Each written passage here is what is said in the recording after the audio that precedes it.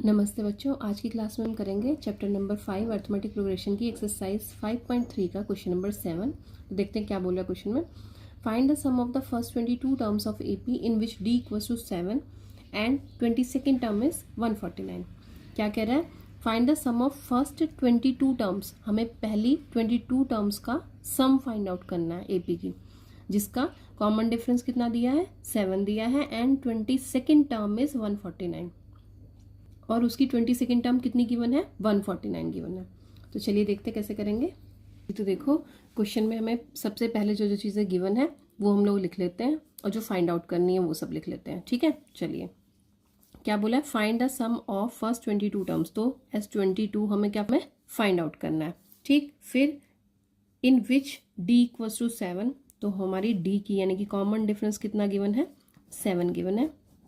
आगे चलो, 22nd term is 149 और 22nd टर्म का मतलब क्या है कि हमारी ए की वैल्यू A22 कितनी गिवन है?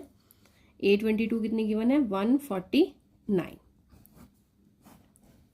ठीक है, यानी कि हमें 22 टर्म्स का सम फाइंड आउट करना है। तो लास्ट टर्म उसमें हमारी कितनी गिवन है? 149। यही क्या हमारी लास्ट टर्म भी है। ठीक है, तो चलो अब इसमें ए तो हमारे पास है नहीं, हमारे पास क्या है? कॉमन डिफरेंस है और लास्ट टर्म है। तो कौन सा फॉर्मूला लगाएंगे? अगर हमें सम फाइंड आउट करना है तो ए भी चाहिएगा, तो पहले हम nth टर्म के फॉर्मूले से अपना क्वेश्चन सॉल्व करेंगे, है ना। तो फॉर्मूला क्या लगाएंगे? nth टर्म वाला, यानी कि a n equals to a plus n-1 into d. ठीक है, तो देखो n की वैल्यू हमारी कितनी है? n की वैल्यू है हमारी 22। ठीक है, a हमें पता नहीं है, n की वैल्यू 22 पुट करो, -1, d की वैल्यू कितनी है? 7 है। A22 कितना गिवन है हमारे पास? 149 इक्वल्स टू a प्लस यहाँ पे कितना आया? 21 इंटू 7। ठीक है, तो यहाँ से कितना हो गया हमारे पास? 149 इक्वल्स टू a प्लस 7 1 7 2 14। ठीक है, अब ये 147 इधर ले जाते हैं तो क्या आ जाएगा हमारे पास? 149 एज इट इज, इसको इधर लेकर जाएंगे तो क्या आएगा? -147 इक्वल्स टू ए। ठीक है, तो कितनी आ गई यहाँ से हमारी ए की वैल्यू? 2 आ गई। ठीक है, क्लियर है। अब हमारे पास ए भी है, हमारे पास डी भी है, तो एस एन निकाल सकते हैं, है ना। S22 निकाल सकते हैं। कैसे? पहले फॉर्मूला लिखो। सम का फॉर्मूला क्या होता है? आपको फॉर्मूले टिप्स पे होने चाहिए, है ना। n/2 2a plus n-1 into d. ठीक है, और अगर लास्ट टर्म गिवन हो तो क्या होता है हमारे पास? Sn equals to n/2 a plus l। तो इस क्वेश्चन में तो हम आराम से इससे निकाल सकते हैं क्योंकि हमारे पास लास्ट टर्म गिवन है। ठीक है, तो हम कौन सा वाला फॉर्मूला अप्लाई करेंगे? ये वाला शॉर्ट में। ठीक है, तो क्या आ जाएगा हमारे पास?